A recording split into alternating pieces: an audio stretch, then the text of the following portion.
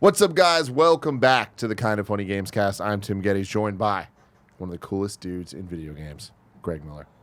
Sideshow Collectibles has sent me an email saying the update on our child from The Mandalorian shipping information, and now I got to reset my password. It's one of those things. It's a whole ordeal. This is the way. We need that little baby Yoda. We do. Such is our code. The best hair in the business, Fran Mirabella III. What's up? Glad to be back. First time back in a while. Yeah, a few You left weeks us or something. high and dry. We had you for our most Top. iconic Nintendo games. Iconic Nintendo games. That was a and spicy then you little left us for episode. the Super Mario portables. Kart. Yeah. We had Sam Claiborne come through. That was a lot of fun. Oh, I didn't get to He watch He that didn't shit talk yet. about too you. much shit about you, but Yeah, I'm sure he talked. he talked Everybody. some, That's It's the way. thing. Also, That is. Still August to October. The Okay. child coming. Okay, I'm feeling good about that.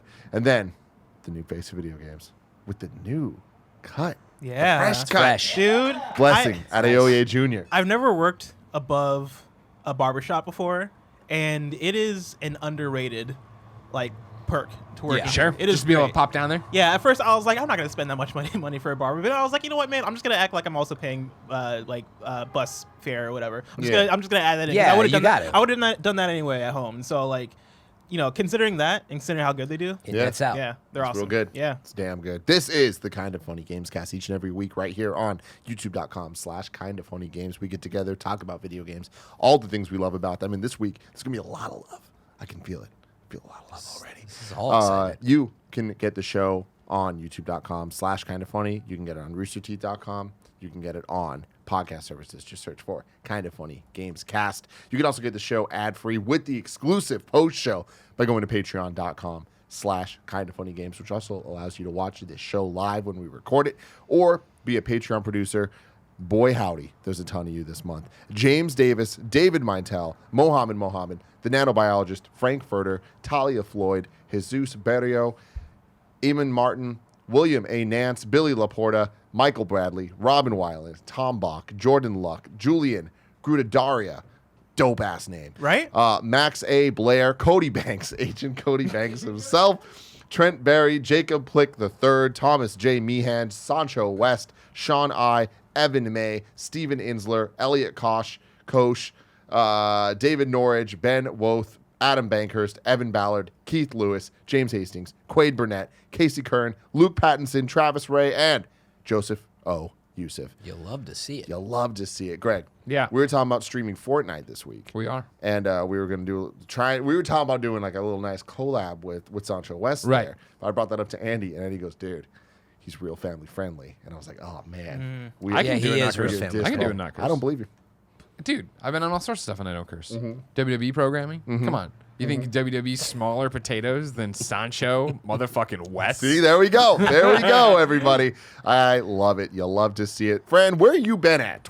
Twitch.tv/FM3. What you been up to? Naturally, I beat Sekiro New Game Plus, and thank you everybody. A lot of best friends stopped by. They wanted to see that. So again, what happened? Right, I picked a path where it ends a bit early. It's the dark path. That was my first playthrough, so I didn't get to see a bunch of stuff, and I said I got to do it. Boy, was that tough, but we did it. So very Hell excited. yeah. And then, Are you ready to throw all that garbage away and get ready for the Division 2 Warlords of New we're York? ready. We're going back, to baby. NYC. And I do want to shout out also thank you to everybody who's been using that creator code in the Epic Store, Fran Mirabella. Seriously, it's still been happening. It must be the best friends, man. Hell Thank yeah. you guys for the support. Thank you. That's good shit. You see that everyone else here is playing Bloodborne? Yeah, wait, I saw Andy was. What's everybody else? Oh, I'm also No. playing Bloodborne. Big Yeah. Wes. Yeah, man. Just beat the Bloodstarved Beast a few weeks ago. Is this your first gotten Souls further. game? Yeah. So I haven't played these other ones yet, so I'm very excited. What's your next step? Are you done with Sekiro? Yeah, I can't keep playing that right now. It would, yeah. Are you going to immediately move on to another? So I really want to play Bloodborne. Bloodborne. I'm almost certainly going to do that, but I'm like, dang, I know that at some point they're going to announce it's coming, 60 frames, PS5, whatever, 240 frames for all I know. You'll have to pay So- for a PS5. You'll get it for Dude, free what about on that Xbox. Neo 2? So there's a chance of Dark Souls 3, and then, I know Neo 2 people are excited about, but I'll probably That's go coming into soon. a Souls game. Isn't that like so. next week? But let's face Yeah. but Greg already, he hit the nail on the head. He doesn't have to worry about next week. 'Cause next Division. week's taken care of. Division 2, Warlords of New York. We're back, baby. Yeah. 10 more Warlords levels. of You know New what? York. The other big news is Trials of Osiris is back in Destiny 2. If you don't know what it is, it's crazy mode that I used to play, insane hours. So there's going to be a lot of that happening in mid-March. Exciting stuff. Yeah. How's Bloodborne going for you? Oh man, I've been out the game for like maybe like a week and a half, maybe like 2 weeks, because I got to an area that just was super difficult. And I just had a talk with Andy actually yesterday, and he was telling me about how he got to that area, and he was like, "Hey, you don't have to fight people, just like run past, and you'll be able to like get out of the area." And I was like, "Wait, really?" And yeah, sure enough, like I started playing, and I was like, "Oh yeah," or I didn't start playing it. I looked at gameplay of it, and I was like, "Oh yeah," like literally I can just like walk past 2 steps over here, and I can get out of the area. And so I plan to go back soon, but so far I'm really enjoying it. Like Bloodborne it's one of those games where, you know, it's hard. And everybody talks about how difficult these games are, but I mean, I think like I think anybody could really get into it if they tried. That's what I'm kind of gathering from it. It's also scary, which is the thing that's getting me. Like I'm more so being pushed away by the terror of it and the anxiety of playing it rather than the actual difficulty. The difficulty, I'm like, whatever. It's the horror elements where I'm like, oh shoot. Oh, really? The horror elements. It's not just the anxiety how tough it is. No, yeah. It's just that like, it's creepy. I can deal with hard Weird. boss fights. Like I feel like for me, I play a lot of fighting games, and so I'm used to losing. Yeah. And having that quality, I'm like, oh yeah, I'll die to a boss all day. From Software does weird stuff. I've been wanting to play this game forever. I guess you guys haven't played it, right? So it's actually too bad. I bet you it would have been on somebody's, top 10 out of 10, list. I've started But it a couple times. I know people. It's like adored. It's like a what? Sorry, it's adored by people. I know Adored, that it is. yes, It yes, is on yes, many yes. people's like top 25. Everybody's always like, you got to power through it. You got to play through the part. You're like, oh, I'm good. If I don't like it right away, You already- I don't wanna Greg's play like, it. I'm not powering through I don't want it. to power through anything. I want to have fun. Today, we are talking about what games are 10 out of 10s to us. Big topic. You know what I mean? A Big hard topic. thing to think about. I want to start this off by saying, what is a 10 out of 10 to you? I was going to Greg ask this question because that's the thing. Of course, some of the things on here are games I reviewed for IGN and did not get I 10 brought out of this up 10. to Tim, too. So, like, you know what I mean? So I don't think it's legitimate. Well, I mean, even with that scenario, maybe I should have gone and given Peace Walker a 10. Nobody knows. I do know. I should have. I was a coward. Well, let me ask you. So, what to you is a 10 out of 10, and how does that differ from what a 10 out of 10 to IGN means when you are reviewing for them? Well, I do regret my Peace Walker score. It should have been a 10 out of 10. I did 9.5, and that was a cowardly move, and I apologize to everyone. Stand by Uncharted 3, though. I mean, I think at IGN, you're trying to be more, and Fran can back me up on this, you're trying to be more objective, critical. You're trying, you know what I mean? Like, you're not letting fandoms get in the way or how much you like one aspect. Like, can it be that you love the single player aspect so much, but the multiplayer was totally garbage in a cash-in? Like, IGN, I think that affects the overall score, whereas here, I think you could be like, it's 10 out of 10. Yeah, I think there's a lot. I think the big difference, how I would put it, is when you're working in a place like IGN. Well, number one, it was a 100-point scale, which just sort of changes the way that you would. There's going to be very few 10s in my opinion. If like there's 100 points you can give, like why wasn't it just a 99? It did have this little issue. Speaking right? of, what's a 99 to you, Fran? People give me a lot of crap for Double Dash obviously being a 7.9. Totally outrageous. But little did they know the first that was it you that just shy of maybe a perfect score was Majora's Mask. Oh, okay. You're thinking of Jade Empire, aren't No, you? I'm thinking of Grand Theft Auto San Andreas. Oh no, that wasn't me. Was that Chris Roper or something? wasn't Somebody gave that a working there 9.9. I want to see them. But So, yeah, you gave Majora's Mask a 9.9. yeah, I mean, they came out, a couple years after Ocarina of Time, and rightly so. I was like, this game's really incredible. I think some people are going to dig it. Some people won't. But it's really amazing. And for various reasons, I was like, not a 10. So do you think a 10 out of 10 needs to be able to be enjoyed by anyone? So, the way I was going to sum this up was like, IGN, you think a lot about people's like pocketbooks and like, man, they got to spend money. And also it was a 100-point scale. So different world. I feel like on this show, and hopefully that's what it is, it's like, this is our personal. Absolutely. For me, there's this sentimental, personal element of now I'm looking back and I can say, though that game's a 10. I can look back on something that I never reviewed and say, oh, that game's a 10. So it's a little less review and more like a personal list of like these perfect games in your mind. Is Majora's Mask a 10 to you now? No, it didn't make my list. It's an incredible game, but I have a huge list, by the way. Yeah. But that's what happened to me. I'm like, oh, now I can look back, and I'm like, I have this huge list of games that I now think about as these 10s that I actually wouldn't have given a 10 when I reviewed them, if that makes sense. Yeah.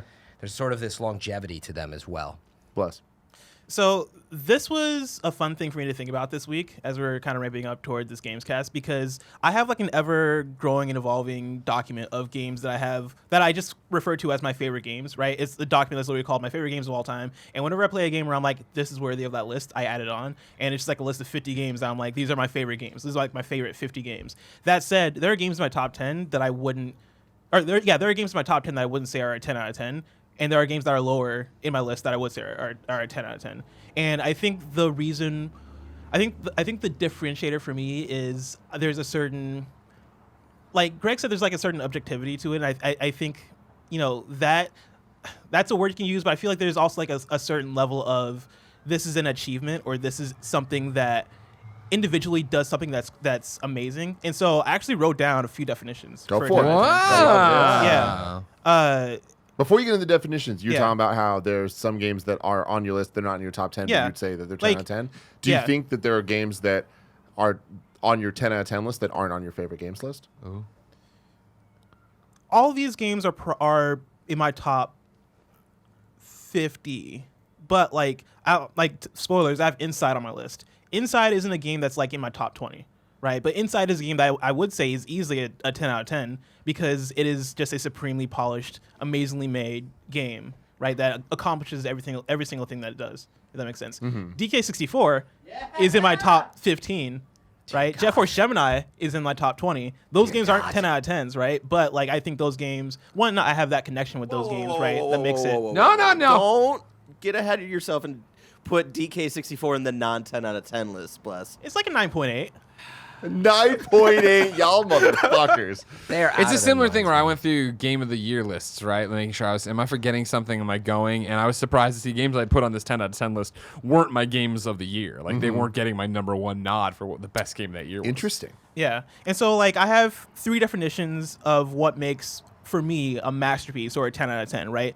Number 1, games that display an exceptional amount of excellence and polish across multiple fields, i.e. story, gameplay design, level design, music, technical performance, etc. Right? So something like that for me is God of War or Last of Us, right? Like these are games that across all fields achieve what they're trying to do and have an exceptional level of polish, an exceptional level of like, oh yeah, the story is amazing, the gameplay is amazing, the camera work is amazing, like every single all these different facets of these games are polished and just pristine, right? That makes a 10 out of 10 game to me. The second definition I have is games that exceptionally innovate on a mechanic, system, or feature in a way that will go on to influence a large number of games to come after, i.e. Mario 64 or Breath of the Wild, right? Where Mario 64 is an easier one to use as an example because like that's a game where we can see how that game influenced other games, right? Like Mario 64 might not be like a perfect game. Mario Odyssey, for example, like is just Mario 64, but it's more modern, more polished, more mechanics, more all these things, right? But I think Mario 64 is more of a 10 out of 10 games because it went on to then influence how 3D games will work and 3D games will exist, right? Like that game figured out the camera, that game figured out analog movement, that game figured out 3D level design for platformers, figured out all these different things. And so that game's a 10 out of 10 for me because of how well it innovates and like defines what games are going to be moving forward.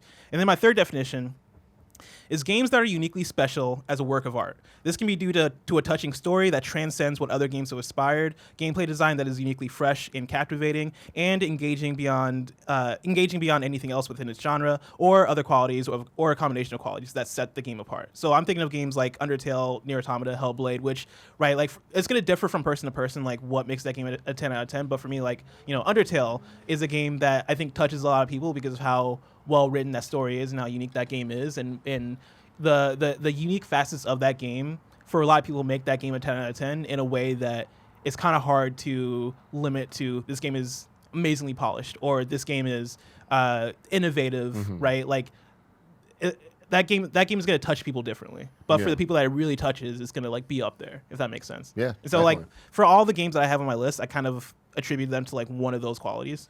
Yeah. And I think, That makes sense. like you touch on it there at the end, right? Of like, what's a 10 out of 10 to you is what you define this podcast as. And so I think there are games that touch you, right? Like I think that there's games that I would look at and talk about, obviously on a different scale level, systems that this is a 10 out of 10. Something at IGN, I would give it a 10, right? But on my 10 out of 10 list, I don't think I'm going to put that there. You're speaking to something that's incredibly personal and tells you, and for somehow resonates with you in a way that I don't think would shine through necessarily in review. Yeah. Yeah, for me, it's difficult. Like, I try to just make my list of not limiting it all and just, like, any game that I thought of that I'm like, is that a 10? Let's just put it on the list. My list is very long, and I'm kind of like Fran, where I'm surprised at how many games I put here. But then it's an interesting thing where I start looking at the list, and I'm like, well, compared to each other, are these all equal? Are all these all 10s? And that's where it gets complicated Yeah. for me, especially because like what you're talking about, Greg, with it like needing to connect with you and the objectivity of it. Like, it's funny for me. There's multiple franchises that come up a couple times, like Mario being an example, and when I really look at it, I'm like, what Mario games do I consider a 10 and why? That to me starts to define what is a 10 out of 10 to me, because they aren't necessarily my favorite ones, and it's not necessarily the one that took it the furthest, like in innovation, but it's the ones that like do all these other things, and it's gonna be a like fun conversation. for me, there's a 10 out of 10 on my list that is easily for me. I think is a better game than all the rest of the 10 out of 10s, and it's like a hard thing to kind of pull together, because I'm like, okay, does that mean that this game's a 10 out of 10 and all these other games really aren't 10 out of 10s, or is it just like, well, really it's an 11 situation? Yeah, it's Like, funny. Go for it. I was just gonna say, in sort of like a weird, bizarro Fran world, I'm like more on the same page with you. I'm like, it's just freestyle soloing as I'm looking through like this list of like all these iconic games in the past, and like maybe more specifically too, like I was more like the 10-point scale on this one. It was like I get to allow to look back, and I'm allowed to. And as someone who used to review, and so I'm like, I can now just say, yeah, that's a 10, and not have to worry about it with the pressure. So it's weird. That's where I'm coming from. Yeah. It feels like maybe that's where you were coming from. Yeah, kind of. It's to a point, but I also feel then once I'm looking at the list, I become a lot more critical. Like an example of that for me is Smash Brothers. Undeniably my favorite franchise of all time. And I think that it's undeniable that Ultimate is the best. Like when you look at it, especially now in terms of playability, in terms of the balance, in terms of the roster, it's still growing all this stuff. But there were issues with it. When I compare it to other Smash games, it's like the single player was lacking. The spirits were not as engaging as trophies. Like there were so many things that I kind of ding it for that they should have got right. That I look back and I'm like, Melee is a 10. Like Smash Melee is a 10, and it is one of my least favorite Smash games. Yeah. But it's a 10. Yeah. Like, it's funny. it's a 10, but it's a 10 to me. Yeah. Like, and that's the thing. That exact example I have on my list, and it's like Super Smash Brothers Melee, Super Smash Brothers Melee. I didn't even hesitate.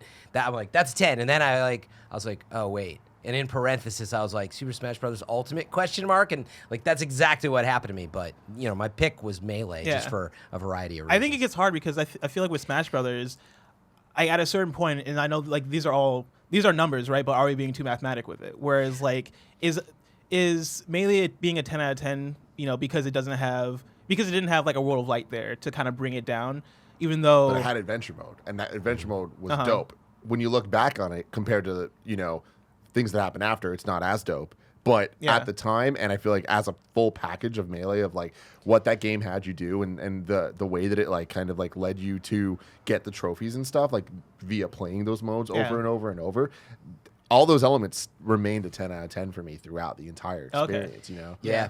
Makes I'm definitely not, full disclosure. Like, I'm not going to compare my list with each other. That's me personally. I'm like, then my whole list would be screwed up, like saying, well, which one of these is truly a 10? But my thing is, I don't know if you guys are coming from there, but I'm not. I think each one of us come from a different place. But for me, I definitely am comparing them, but that doesn't mean that they both can't be 10s. I think that when I'm looking at Smash, it's not just that, Melee's a 10 over Ultimate. It's that when I look at them, I'm like, Melee's a 10 and the others aren't.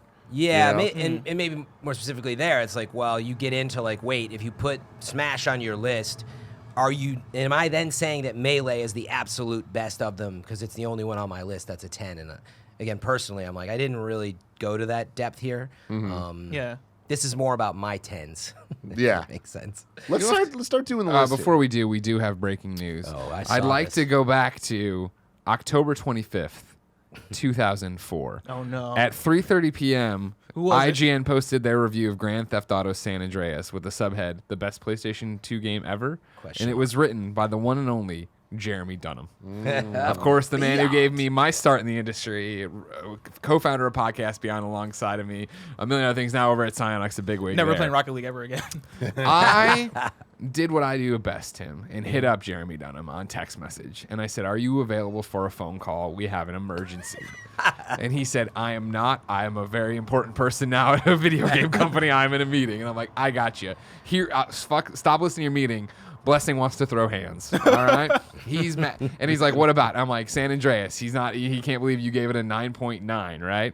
To which Jeremy responds, "You can tell him I stand by that rating." What? Now hold on. Here, it's going to take a turn. It's going Okay. to take a very interesting turn. He started getting into. It was almost 20 years ago. The scope of it, the feel, the ambition was unmatched. Plus, I was a teen, and I'm like, no. He's not saying you overrated it. He's saying it deserves to be a 10. Perfect. Here's where it gets very spicy as we start this. Oh, I couldn't give it a 10 because our definition for ratings was different back then. It has changed multiple times since then. And since I have OCD, I was a stickler for definitions. And I was like, oh man, do you even remember? He's like, no, it was 16 years ago. I don't off the top of my head remember what one thing, but I think that was still when There were very it's few Masterpiece 10s. now. It used to be Masterful when I started in 2007. Yeah, I forgot. So that I don't was even Masterful. know what it was, what a 10-10, if Yeah. it would have been Masterful, or if it would have been something different. I think it was masterful, but it was like similar to the definitions you're talking about. I think it was like it was perfect. And frankly, it's like we know that whatever the camera had problems in San Andreas, and it's like you It had some glitches. sure, and it had There you go, actual there you like go. glitch, can't use but- the D-pad but that was to drive. Hated that. it. Yeah, Really? it had enough like things going on, that So- it just wasn't perfect technically, maybe. Before we actually get into the list, because this is fun here, these words that IGN would describe, and I feel like IGN we use as kind of a standard, obviously, because Yeah. we were all there, but also just they have a good review scale. Yeah. The words masterful, masterpiece, and they're obviously evolving and changing based on, how this whole process works. But a perfect 10, like the word perfect, right? I feel like a lot of critics can kind of look and be like, well, nothing's perfect. That's or why it whatever. wasn't. The word wasn't perfect. But- in fact, I think we had a meeting about but- that where it's like, well, we can't call it I'm perfect. throwing out there. But Just it want- felt I just want anchored in it, you right? guys to be thinking about this as we start Okay. doing our list Sure, ourselves. Sure. Are any of these games Perfect. Perfect. Yeah, that's a great thing. And before then, I'd like to read you an email that I got that I have now been put into a very special club that I think is going to speak to you, Tim Gettys, as a game player, and me, Greg Miller, as a fat guy. Hi, Greg. I'm reaching out to you on behalf of my client Butterfinger. And we wanted to see if you would be open to receiving a special gaming-related mailer from us. You exemplify what it means to game better with Butterfinger. We're proud to share that we have partnered with Square Enix in promotion of Final Fantasy VII Remake. The mailer we're sending you exemplifies our shared love of gaming. Fuck yeah, man. So I hit him like, starting March 3rd with the purchase of any 2 Butterfingers, Baby Ruth, or Crunch Bars, Final Fantasy VII Remake players can register online to receive a dynamic theme for their PlayStation 4, featuring fan favorite character Tifa Lockhart. Participating players can also earn and redeem codes to download items that enhance characters in the game when it releases on April 10th. Up to 5 different pieces of in-game armor and accessories that boost stats and abilities will be available, with more powerful items awarded after every code redemption. In-game content offer supplies last. I love the world. Yeah, When you think 2020, Final y'all. Fantasy, you think Butterfinger. I do. Look at Right. that. Unlock your DLC. Look at Cloud wait, with a is- crunch what the- bar. Oh my god! that is very. Remember Final Fantasy 15 with the ramen? I was gonna, that is like a very Final Fantasy thing, right? Didn't Final Fantasy VII have a partnership with like Pizza Hut? They had a Probably. demo on the They probably. Pizza Hut disc. I don't know. Yeah, I think about- that's what I was thinking of. Yeah. Yeah, the demo. So that's kind of up there. Here's a. Nestle Crunch part of this too, though. Oh It's in yeah, the well, I photo. mean, that's I'm all all about part of the this. It's family. Nestle. It's Nestle. Yeah, because it's Ferrero USA Incorporated, part of the global confectionery company Ferrero Group. Today announced a partnership Ferrero with Square Enix to bring Final Fantasy VII Remake players dynamic. Quote, Square Enix is the perfect partner to help us get gamers excited about our delicious products, said Sylvia Borla, Vice President of Marketing at Ferrero Chocolate Brands. This partnership is an important next step in connecting Ferrero to the world of gaming. And it worked. Here we are. Here we are. And I love Nestle Crunch. Yeah. Greg Yeah, Miller. That's my pick Yeah. of those. What's a 10 out of 10 game? Now, I know you're going to call this 10 out of 10. What's it mean to you? Kind of funny Gamescast, blah, blah, blah, blah. You also could have called this hashtag hard truths part 2. All right? Because there's going to be some hard truths in here, pills people got to swallow. All right? And I understand how people feel about games, certain games, the biases that are carried with them, the popular opinion of certain things. Your first hard truth is simple. What is a 10 out of 10 to Greg Miller? It is a game that I would say, and I don't say this lightly, and I will defend it as we argue today, is a perfect game, Whoa. is a revolutionary game, has changed video games in our lifetime in the past few years and will continue to be reverberated throughout time. Fortnite. Oh. Fortnite is a 10 know out of where 10. you were Battle going with Royale, of this. course. I'm not talking about Save the World. Andrew, Renee, get the fuck out of here. We're talking about Battle Royale, right?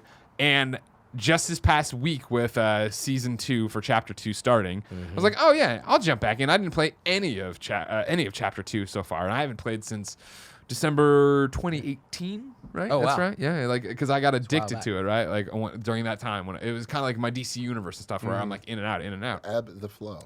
And jumping back in this past week, in a time where I'm super excited for Animal Crossing, and I'm super excited for Division 2, and I'm super excited for Doom, and like all these things that are close but not here. And so it's that I try the games I jump into for a while. I'm like, that's not what I'm feeling, right? Fortnite is perfect in the way that Fortnite is designed to either eat up all of your time or as one match, as much time as you want to give it.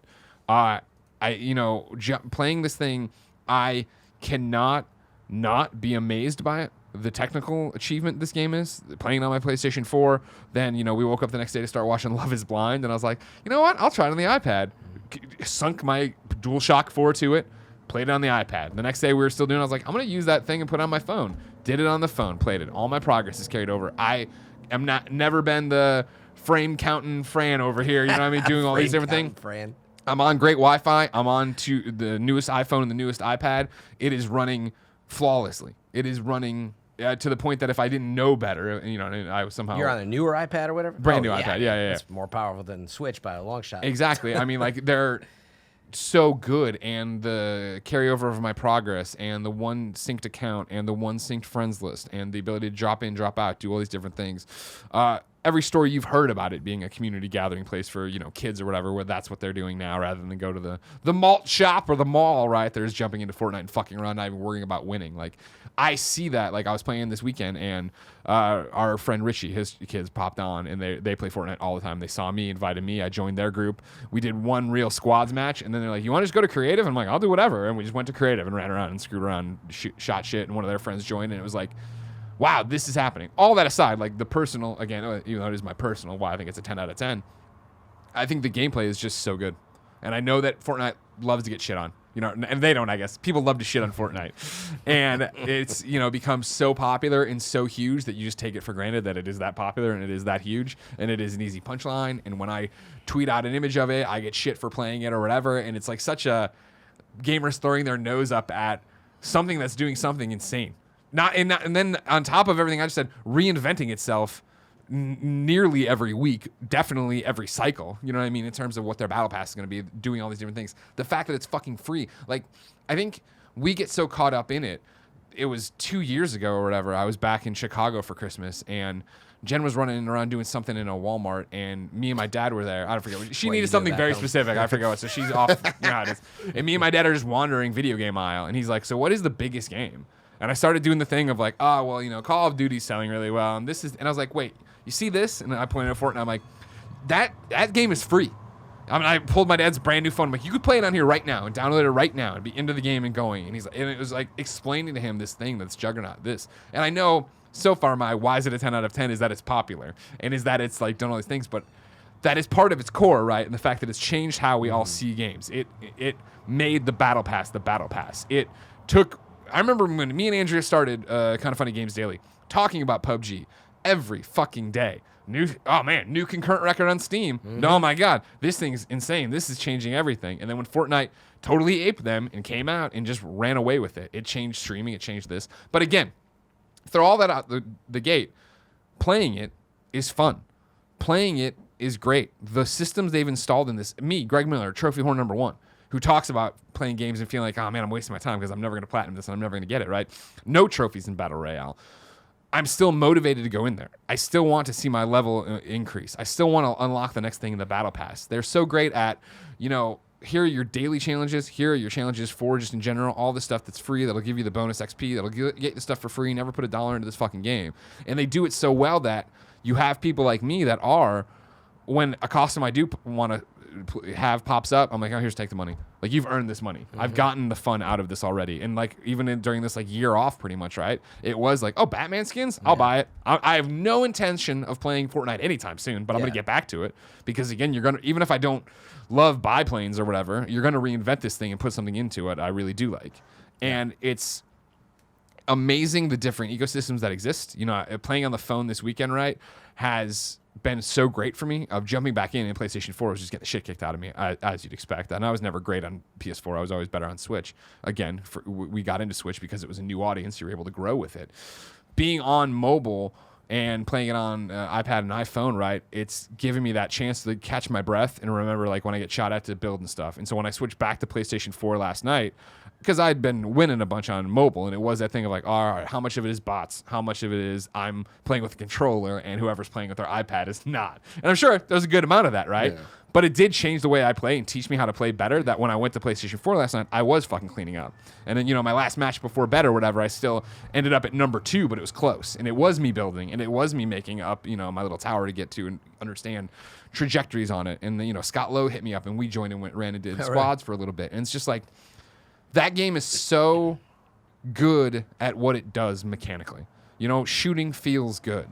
I think it does. You know, I think when we talk about game design, which isn't as often as you'd expect, I think, but I remember a long time ago talking to somebody about it, and they were talking about Mario, right? And like, and I'm probably Jared Petty actually. Now that I start to say this, it's Jared Petty. But of what poetry the opening screens of Super Mario Brothers are, right? Because you start going, and the Goomba comes at you, and you touch the Goomba, and you learn, oh, that kills me. You know, you jump on the Goomba, okay, I can kill him. You hit the blocks for the first time, oh, I can smash. Oh, this one question marks have things. You know what I mean? Like, you start doing it. Fortnite does the same thing.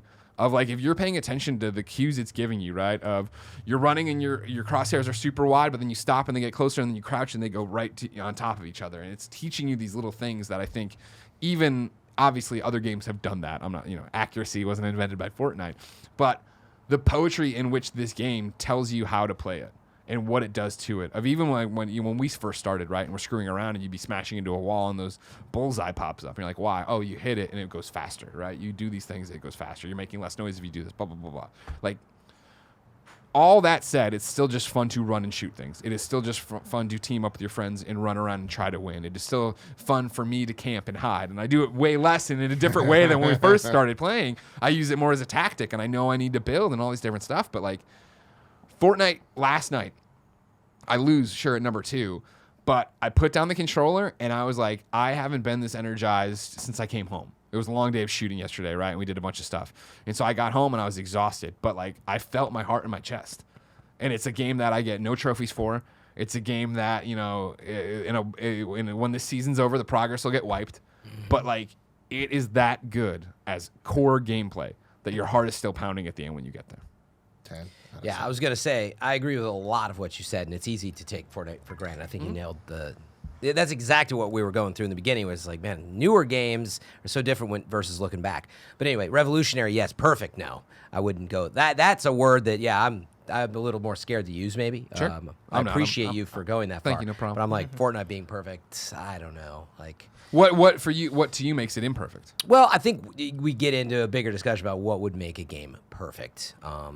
And I do have one. You know, it's the invention of what it is. And it's simpler, so it's easier to say that it's perfect. Okay, but no, for Fortnite, what do you think makes it imperfect? Because what I'm saying very specifically is Fortnite is perfect at being Fortnite.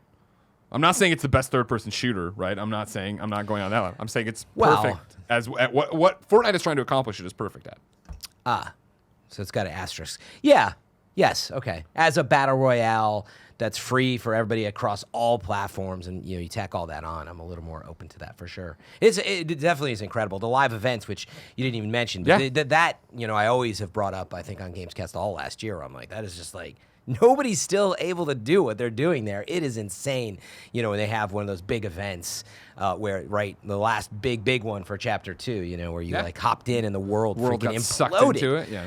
In the one before that, or a few before that maybe, where you like all hopped in, you live voted as millions of players like on a weapon that was going to be in the game. It's the type of stuff that you like say that would be cool if, and despite it even breaking for a moment, like incredible.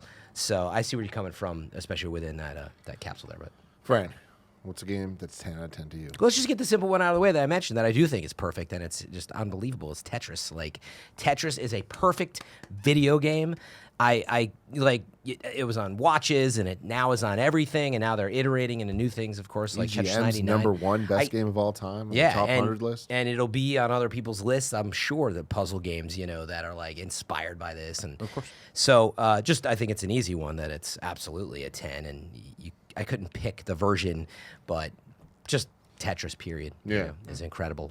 And it's not a 10, but I always want to give a shout out to Pokemon Puzzle League, which is built on Tetris Attack. Baby. Let's go. I always want to just shout that out. Love it. It's not a 10? Pokemon Puzzle League, I wouldn't give a 10, no. But I actually did review it, by the way, and gave it, I think, a 9.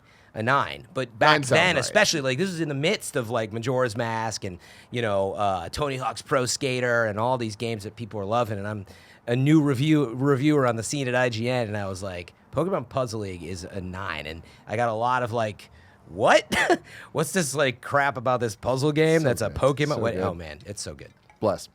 So in the spirit of going new and unexpected, and that's backing off of Greg with Fortnite, not of Fran with I've Yeah, I never just wanna heard get of the easy Pokemon one out Puzzle of the League. way. I'm going to say Astrobot Rescue Mission is a 10 out of 10. It is in the top tier of platformers I've ever played, right? I feel like I can only compare it to other platformers that are 10s, right? When I think about it, right? Like in PS Love You XOXO, when I was talking about it, right? I invoked Mario Galaxy, right? Which I also put up there as like in the top tier. But Astrobot Rescue Mission, I feel like if we're talking about polish and excellence in design, like every single level in that game felt new and felt fresh. It was introducing a new idea in a way where I was like, oh, this is cool. Like, this is fun. Like, this is a great idea, and this is clever, right? Not to mention that, like, in terms of, this is the thing I forgot to mention on PS Love You XOXO, that, like, in terms of the ways in which they kind of go beyond our expectations with 3D platformers, like, 3D platformers tend to do a lot of the same things in terms of, hey, we're going to put you in the themed level, you're going to either collect a thing, or you're going to get to the end of the level. Even with just the idea of theming, there's a level in Astrobot Rescue Mission where it is like I think it's like a neon theme park, which is a thing that I didn't really think about before until I started playing this game, and I was like, wow, what a clever theme that really enhances every single portion of what's going on right now, right? It's like all the lights that are going in virtual reality that makes that not hides my senses, but like makes everything feel livelier, along with the theme park theme that then allows for cool puzzles and cool design decisions on top of that, right? Like, polish-wise and puzzle design-wise and game design-wise and level design-wise, that game kind of that game hits all those things immaculately. Like, it exceeds in all those things immaculately. But then also, I think what it does for virtual reality and actually creating an experience that feels unique and that justifies the idea of being in virtual reality, I think it does that super well, right? Like, Astrobot Rescue Mission is a game that can only exist in virtual reality in the ways that it makes you look around and it makes you really be involved with the experience and kind of, have to be in the level with Astrobot in order to solve his puzzles and in order to actually play this game, right? Like, I would not want to play Astrobot Rescue Mission or any sort of Astrobot game that doesn't take place in virtual reality. Like, that's how good that game is at really justifying that experience. Wait, are you? I've never seen or played. I was just looking at the footage. Yeah. Are you telling me that you are a character as well as? Yes. Oh, so that's really cool. it's a 3D platformer. You're controlling Astrobot, who's like a small robot, and you're going through level by level. This Crash Bandicoot style in the way that these levels are linear, and you are playing as like a big robot. That I forget if the robot actually controls Astrobot. I guess he doesn't, but you're controlling Astrobot. Yeah, lives in the controller, right? Yeah. Yeah, and so like you're basically just following Astrobot and assisting him on his adventure to like find all his friends who are like scattered in the levels and then get His to the end of spaceship each gets level. fucked up at the beginning, and all the other Astrobots get spread out, so they're stranded, and you have to help Astrobot go get them and get pieces of the Yeah, ship. it's a PSVR exclusive. So for clarity, are you saying it's a 10 next to like Mario 64 and platformers, period, or because of what it does in VR? Because If you were both. to tear out the VR element Right, like I somehow, think it's a it's 10 an incredible for like platformer? it's an incredible platformer, but it's an incredible platformer because it's in VR also. It's not a But if you were to remove the VR, and I know that may be even possible, it's not. Well, let me phrase would it like it, this. would it just be a good platformer outright with the puzzle design, the amount of content, etc.? It's not an incredible platformer because it's in VR. Like, not just for VR. It's an incredible platformer, period. Like, I would put it in that top tier, period. I love platformers. And play this then. I think got it, it justifies VR. Do you Right? have VR? PSVR? Oh yeah, no, my brother's got it, so I'll Gotcha. borrow it. Gotcha. Yeah, I would put it up there. Period. Like with the greatest platformers, and like Wow. yeah, I would just say it's a 10 out of 10 game. Like Amazing. in terms of polish, design, all that stuff. What I always talk to you, and I know it sounds goofy, but like Astrobot, every one of those levels, and I would say worlds, but then even boil it down to levels, right? It sounds like I'm making a joke, right? But they're artisanal. Like everything is done with purpose. Like I feel like when you play any platformer, you have a variety of different moves, mechanics, things, right? And so you have that, like, how am I going to do this? You try a bunch of things you don't understand.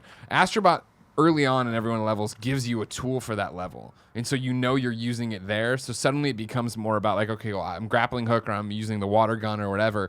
And it is this, I don't know what to do exactly here, but I have all the stuff I have to do. So it is looking around. It is figuring it out, right? Like, you talk about Crash Bandicoot, like, right? As you move Astrobot, you are moving forward through the level, leaving stuff behind you, obviously, and you can't go back for it. So it is that thing of going through and seeing, oh man, there was one of the bots I should have saved. Okay, cool. I heard him. I couldn't see him. That's where it is. And even coming back to be like, wait, how do I get up there? What do I do? How do I move Astrobot? Yeah, and that's part of the thing where I say how well it justifies VR is when, like, the fact that they're missable, right? Whenever you hear one of his Astrobot friends like being like, help me up, like in whatever corner, right? You immediately as a player you stop, and then you're like, okay, where is this guy? And you physically have to like look up and down and like around certain things to really kind of figure out how to solve the situation you're in, right? And that in that way, it really like it doesn't feel like a gimmick. Like it feels like a true next step, you know, or it makes VR feel like a true next step in what it is, right? And it's one of the only VR games that I've played that really I feel like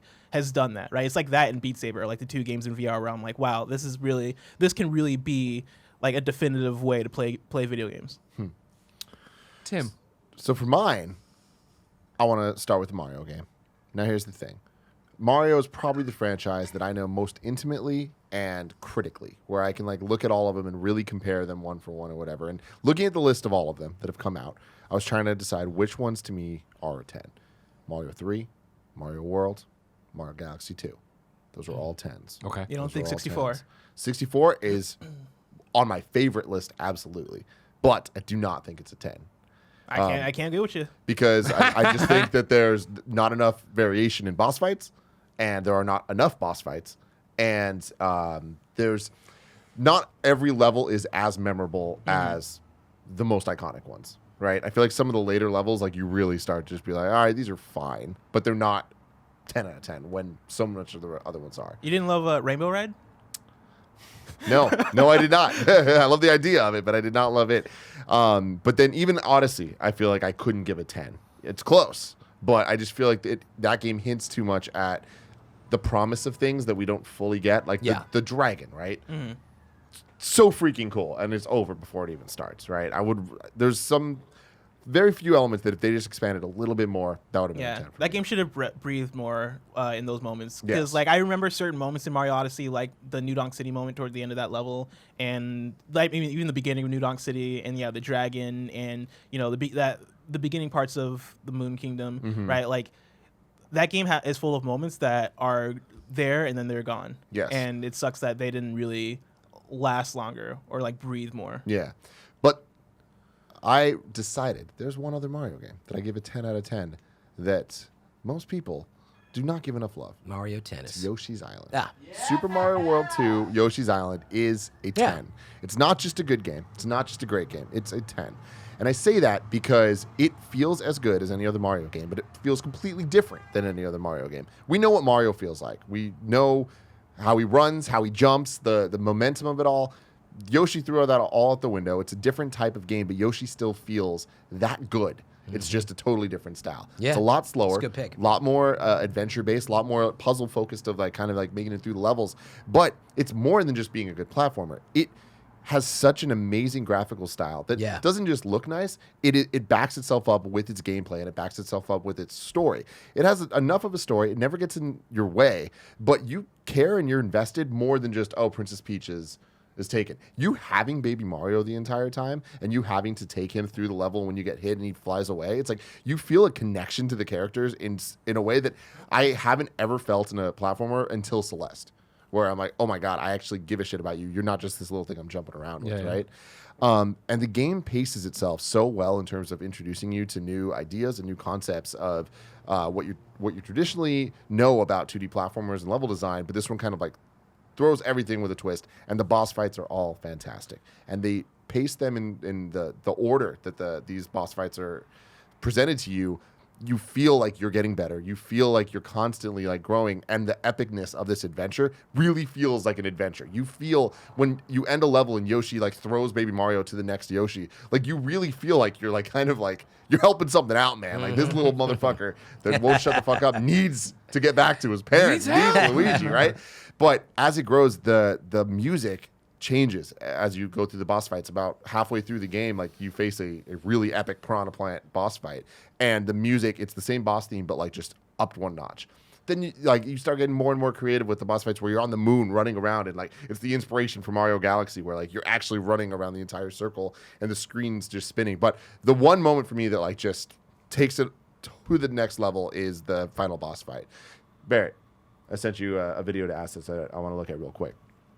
It's the You didn't perfect. tell me we could bring visual aids. I just Yeah. decided right now. This guy. it's the Mr. perfect Fancy culmination Pants. of like why this game is special, because it presents you with a normal ass boss fight that we'll look at in a second, where you're just in this room with Baby Bowser and you're kind of just going back, and it totally feels like that could be the final fight. But then they up the ante, and it's purely epic. And they somehow made a game about Yoshi with Baby Mario epic. Go about You are no 1 minute into this. Welcome here.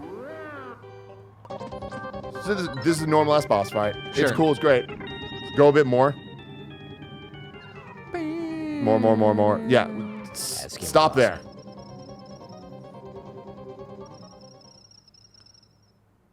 This whole bit with the music, with the way the camera shifts. For the first time in the game, the camera goes behind Yoshi a little bit, and you're throwing in the Y-axis instead of the X-axis.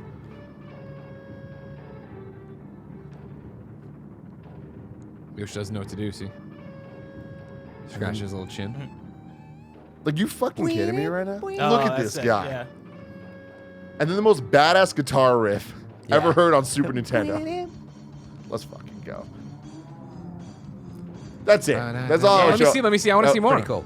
Well, you said he runs on a different axis. Oh, I Yeah, see. so look, Okay, so yeah, now he's okay. looking that way, and then, hold on. Barrett show. Oh. He's got to Yeah. like shoot. So you towards get him, these right? eggs, and then you just launch the eggs, his mouth. and you need to Gotcha, get it into his gotcha. mouth. But it's just like, we always talk about how we hate when video games play one way and then like throw some other bullshit at the end. Yeah. This is a perfect example of how to do it right. Yeah. Where it's like, this feels so cool and so earned that when you finally beat him and then get Baby Mario saved, you're just like, I fucking did something with my Yeah. life. 10 out of 10, Yoshi's Island. Yoshi's Island is incredible. So what was Would the you- story? This is a prequel, or were they time traveling? Prequel. Okay. Would you say it's the best Mario game? No. Are the games that you would put above it also 10 out of 10s? You mean the other Marios? The other Marios that you would say Yes. Mario 3 and Mario World are better than this. okay, and you would say both. But of this those are is 10 out of 10. this is the one you're putting on the list. This is the Yeah. one that I'm putting on my list, yeah. Sure. cool. Can't argue with any of that, man. You can't, I know, but I would put Super Mario World on there. That I was would one also of put the- Mario 64 on Yeah. there. Well, you It's can on save my for when it list. gets to your time. All right. What, I what's have your a Super lot Mario of World? games. Come here. Give There me it the is, there it right is, there. right there, everybody. That's how you do it. That's how you make friendships forever. Here. Yeah, exactly. Yeah, Super Mario World was my Mario game because obviously you got to put at least one on here. I mean, you could have a list of Marios that are 10 Would you out of put 10. multiple? No, this is the one, Mario that always spoke to me the most. And that's not to say I love Mario 64. I loved Galaxy. That was my I was pulling for that for Game of the Year over Zelda, if you remember. Mario 64 is the one that touched me. That's the one that made me a Mario fan. And that's, obviously I was a Sega kid, so like, I'd go to somebody's house with an NES and I'd play Super Mario Brothers, but it was always like a little bit here, a little bit there. They're warp piping. I don't understand what the fuck's happening.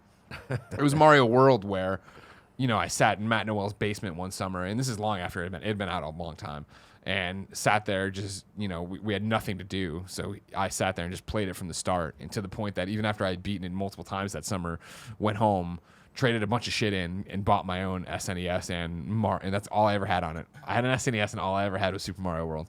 And I came home and played that, you know what I mean? And I would just listen to Pinkerton over and over again, and I would play that game. And like, baby. that is like...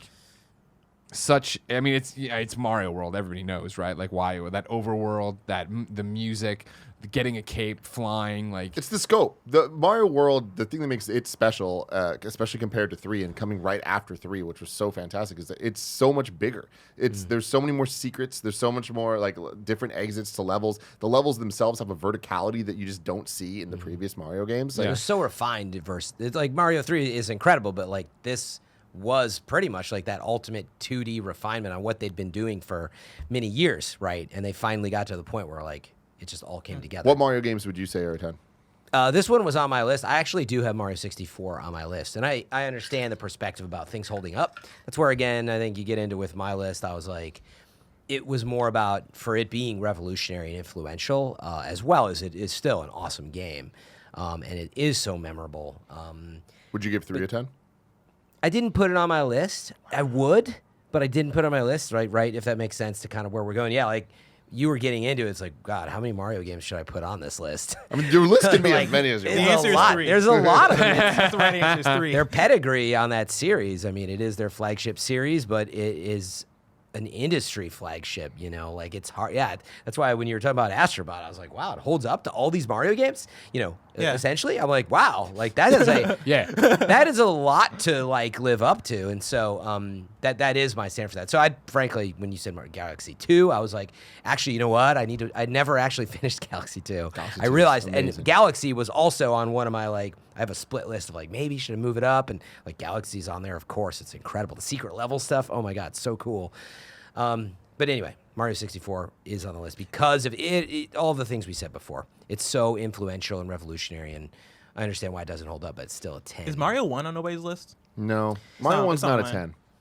You don't think so? No. It It's was revolutionary. I It's so certainly it's considered it. amazing. Because Yeah. like I put it like so Mario 64 and Mario 1 I put in the same category as like Fortnite almost, where it is. I feel like right now, right, a large part of Fortnite is the impact of it and the story of it and how well resonating it is and how much looking forward 20 years from now, we're going to look back and we're going to be like, oh yeah, Fortnite, either it's still going to be a thing or we're going to be like, yo, you remember how big of a thing Fortnite was? And I feel like Mario 1 and Mario 64 were both kind of that also. I can't really do you put think we myself- just take them for granted in that way? Yeah, like Yeah. I can't put myself in the shoes of when Mario 1 originally came out because I played it later and I was too young. I don't even think I was born yet when Mario 1 came out. But like for Mario 64, for sure, like I think, we're talking about right now the influence of Fortnite, right? It's the Battle Pass. It's the it's Battle Royale. Period. I know it didn't create Battle Royale, but it's made Battle Royale bigger than it's ever been.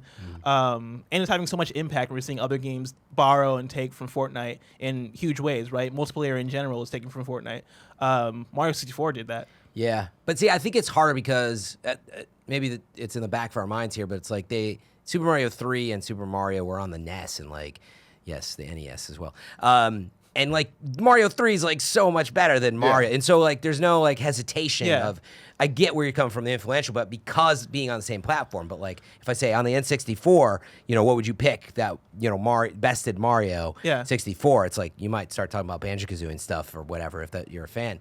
But there's no other Mario game that you were like, oh, right. So I think that's exactly why like Mario 3 I feel like maybe, Mario but not 64 and Mario 1. Odyssey would be, or even with Galaxy, right? Like Right. you do start to think of it that way. And like, Same thing. They're like eras, whereas Mario 3 was that era. Yeah. Like, I actually would put it on the list, but then Mario World is just so incredible. I don't know. It was on that bleeding edge. But of, then, like, making like, a I think choice. that then kind of feeds into the conversation of if they made Fortnite 2, which is this Fortnite, and it takes all the features of Fortnite and makes them slightly better. Yeah. Does that But then that's change not what how Mario 3 and 1 are. Mario 3 is so much better than Mario 1. Well, I agree with that, yeah. And does so much different and like takes it doesn't just make it better. It like, it's a different game. yeah, for sure. And it's whereas like Fortnite with what you're describing, it's like that would just well, be I'm more a so new meaning version. like Mario 64 to like Mario Odyssey, right? That's more so like the comparison I'm making is that like those games are so similar, but Mario Odyssey is definitely like a 2008 or 2017 version of Mario 64. See, I don't know about that. Really? Yeah, I mean, I feel like it learned a lot, and like there's a lot of seeds that turned into the tree that is Mario Odyssey. But they're they're very, very different games in the sense of like the just the level hubs, right? Like just the way that they function, the way they work, and like the moons being as plentiful as they are. But I think these are all results of how far we've come in video games, period, right? Like if Mario Odyssey came out in 1996, it would just be Mario 64 in a way where if Fortnite 2 comes out, say, in a few years from now and slightly improves because technology has gotten better or they have learned from the lessons of Fortnite 1, then in 30 years, we look back and we're like, oh man, Fortnite versus Fortnite 2, which one is better? Well, obviously Fortnite 2 because it's the better game, but is Fortnite the 10 out of 10 in the situation looking back because Fortnite was the one that originally established, and I know I'm going down a rabbit hole. No, I see what you're getting at. I do think the difference that maybe Tim was getting at was like Super Mario. I mean, it's incredibly influential as well, but it wasn't really feature complete, kind of in a way. Like it was great. There's a lot of bullshit in that game. It ended pretty quickly. The they had some great the ideas, castle but puzzles of having to understand like what level to go on, up, down, middle. Those are bad. It was all right, but I mean Mario 3, the jump there was just incredible. But with Fortnite, it is feature complete in so many ways and so evolved. So I mean, I know what you're saying. Yeah. Nobody would fault you if you said Mario's, on your list. I mean, Mario's not even on my list. I would ask you why, well, you'd have if you put Mario on there. Well, you got to put on Mario 3. So in my opinion, you can't like say, well, it's Super Mario and then it's not 3. So meaning, if you want to put both Mario 3 is on my list. Mario 64 is on my list, and the Mario Odyssey actually is on my list. So you didn't put Super Mario on your list. No, I didn't put Super Mario on my list. Just out here defending it though. Well, yeah. That's how well, no, I was more so curious. You the talk reason. about things. Let's give me a game on your list. Let me see here. I am going to put out Shadow of the Colossus. I think Shadow of the Colossus, and we were talking about those climbing controls. Would you say remake or original? Say both. I might say original, because like really, like I think I'll say original because I think. For me, Shadow of the Colossus, I first played on the original, and it hit me on that original game. And when I played the remake, it actually kind of made me appreciate the game slightly less. One, because like I'm not necessarily in the team of the controls are terrible in Shadow of the Colossus. I think like the controls are particular for that and game, like right? They're purposeful, right? Yeah. Like you're meant to struggle with the controls a bit because the whole game is about struggling to hold on. It's just like to in big Lair, guns. how the dragon wasn't supposed to be responsive because he's a dragon. Yeah, right? and controls in Shadow of the Colossus PS4 are not bad at all. I think Like Last Guardian's there's bad. still a struggle. Shadow of the Colossus isn't. And I'm also team like Last Guardian controls not that bad, right? Like I think those games serve the purpose that they're trying to like. They achieve the thing that they're trying to achieve, which is hey, let's make the player struggle a little bit to kind of do what they're kind of doing because the whole thing is like struggling to hold on. It's that whole like fight and struggle to like stay on this Colossus. But for me, Shadow of Colossus is a 10 because I think for me that was probably the first game I played where I was like, oh shoot, like video games are art. Like this is like a work of art right here, right? From the visual design being so unique and beautiful to how well they establish scale and like the size of the Colossi, and even the PS4 version does this too, which is the thing that surprised me is that like I thought, like part of me thought that the game being on PS2 is the thing that made this impressive, but yeah, even the PS4 version, I was like, shoot, these things are big and these things like are awesome, right? Like they look cool. It feels crazy fighting this huge thing. So they nail that, but then also you have like the feeling of accomplishment that you get when you take one down. And you feel like you just conquered like this huge mountain. I think gameplay wise, it's simple, clean, achieves what it's doing, but also drives home the message of the game of I guess climbing that hill and completing this task that seems bigger than you. But then also like you look at soundtrack, you look at visuals, you look at all the different presentation elements, and it knocks those things out of the park. Yeah. And so My next one, I'm going to go Metal Gear Solid 4. Metal Wow. Gear Solid 4 is a 10 out of 10. It does everything that it was trying to do perfectly to me. And that means story, that means gameplay, that means emotional connection to me as somebody that played through the franchise. They pay so much love and attention to making sure that it is more than just a video game. It is an experience, and it is a love letter to the experience that I've had with the previous games, in addition to making the game feel more modern, making it actually feel like a playable third-person shooter in a way that MGS 1, 2, and 3 just don't hold up to modern sensibilities of gameplay. Whereas you play 4, it's a shooter, and I feel like the set pieces in that game it really, to me, was the first game that felt truly next gen, and which was last gen at this point. But I feel like to this day it still has that sense of impressive like technical achievement of making boss fights seem more epic than they necessarily are. Like the use of gameplay mixed with Kojima storytelling of you're in a boss fight and there's a cutscene happening at the same time. The emotion of the microwave scene and all of that stuff. But and in addition to going back to Shadow Moses, come and on, all that, it's just like it is such a great culmination of amazing moments that don't feel like a greatest hits album. They feel like their own thing, and it's backed up by great gameplay. Greg Miller. Yeah. What Metal Gear Solid would you say are 10s? I would have said Metal Gear Solid Peace Walker, of course. I think Metal Gear Solid. Is that Peace the only Walker- one that you would say is a 10? That's the only one to put on my list. Yeah, I think Metal Gear Solid 5 has the best gameplay of the series, but the weakest story. Yeah. 4, there's a lot going on in there, and it's the same argument I always had with the top 25s at IGN, right? Of like when it would be like, oh, the top 10 PS3 games, right? And we wouldn't put Metal Gear Solid 4 on it. And I was always like, for me, the way I interpret this is like, these are the games I would recommend out the gate. I know we've talked about this before, where I was like, I wouldn't recommend that because I think you need more.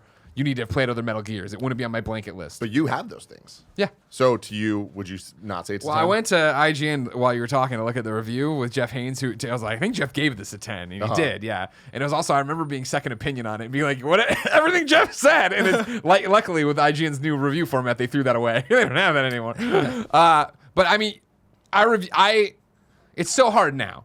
Because we're not in the moment. I remember being like, "Yes, this is a 10 out of 10." I mean, in the moment of like what we're talking about, I remember being like, "Holy shit, they did this!" This is what you're saying, right? They stuck the landing. They of did like, it. Yeah. It was how the fuck are you going to do one game that ties up this entire series, right? And they did.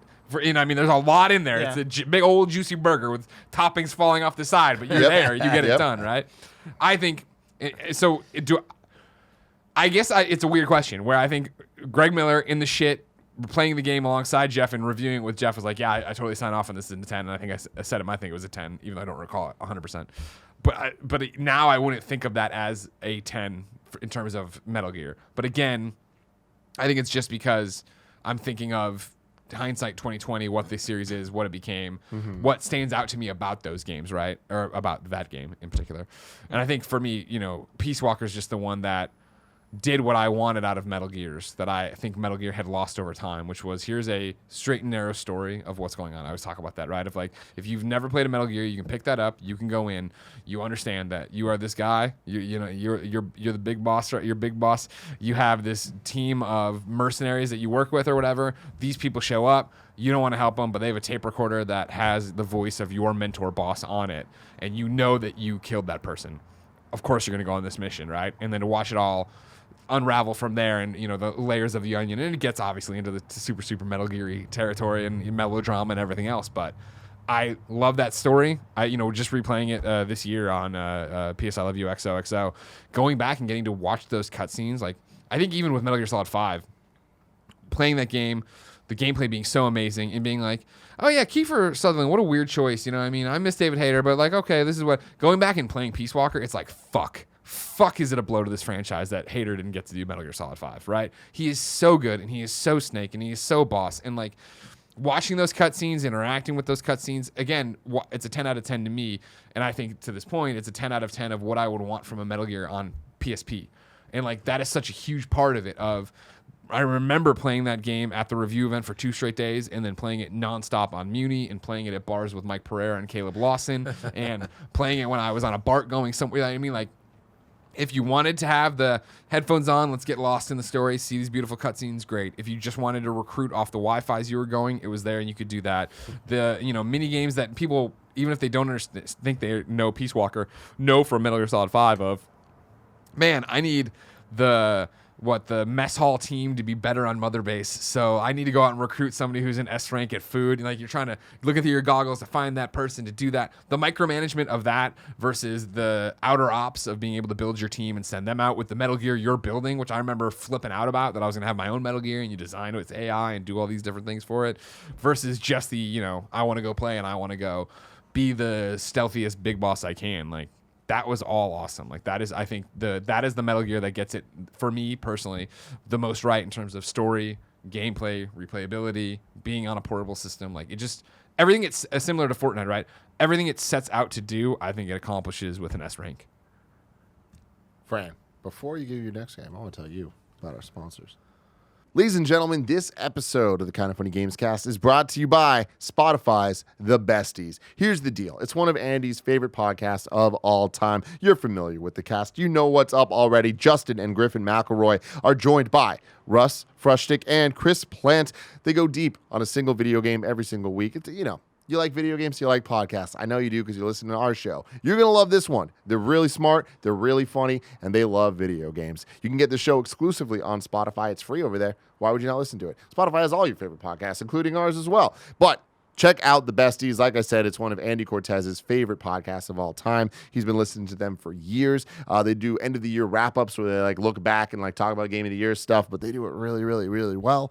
You should listen to The Besties free only on Spotify. You can find them on Spotify, which also has all your favorite podcasts. Like I've been saying, Spotify, the best place to listen to podcasts, man. It's been fantastic. It's where Andy listens to his podcast. And he's a cute little podcast boy. You know what I mean? I can always find him listening to The Besties on Spotify. You should do it too. Be cool like Andy. What's next, Fran? Yeah, I was struggling going between the past, the future. No, we're not going to the future with that. My other 10 out of 10, God of War 2, 2021. Perfect segue, Greg, because I want to put God of War out there. We all have it on our list, I'm sure. Does anyone not have it on their list? God of War on PlayStation 4. Okay. Yes. Yeah. Yeah, that's on my list. That's on my Does list. anyone not have it? Of My course. favorite game of all time. That I would be upset and shocked by. So I'm glad that I Is it read perfect? the room right. Is it perfect? God of War 2018 is a perfect video game. Boom. Look at him, man. He's so liberal with his use of perfect. Hey, why do we have the fucking word if we never use it? Right? You can use it like perfect hair or perfect Perfect drink, biceps. perfect shirt, whatever. Anyway, God of War, God, it just blew my mind, and it still does. And it's what you were getting at before. There's all this criteria. Is it art? Yes. Is it an amazing story? Yes. Is the gameplay incredible? Yes. Are the mechanics tight and flawless? Yes. Does it have depth to it? Yes. Does it do something new? The camera. Does Just it do? the single it's a camera. single camera. Even if Does it it run didn't well? have Yeah. that, but But all they those do. things. That's the It thing. has everything, and it has the depth in particular. It already was an incredible game. I look back on games like Uncharted 2, right, which I think set the stage in a way for the cinematic nature of something like what God of War became, right, and decided to become. And it really is. Uncharted 2, 10. A lot of what PlayStation stands for. Yeah, it is on my list. But God of War is so much more than that, but it learned how to be up close and do those things. But meaning, if you look back, and would you use the word perfect for Uncharted 2? No. No, you wouldn't, because you'd go to jump and you'd be like, crap, I guess I'm not supposed to jump that way, but it looks amazing. I'm supposed to jump this way. My favorite Uncharted animation of all time, this one. Yeah. Oh my God. Oh, everybody. No. Fuck, where do you want me to climb? God damn it, Druckmann. So anyway, I mean, it still just blows my mind with how tight it is, but the depth in particular, I did not expect on top of, I originally brought up Uncharted 2 because it is an amazing story and the exploration, shooting's not bad, but really it's the exploration and puzzle design and story where the depth, I would say. I mean, he didn't have some skill tree that you dove into, and God of War just has it all. But when I got into God of War, and I questioned every step where I'm like, no, this is probably all you're going to get. And you're like, what? You get this and this and this? It's crazy to me still how good that game is. Yeah. And it's another game that, when I was done with the story, I just couldn't stop playing. I had to see It's it all all and the do stuff it all. we want to get.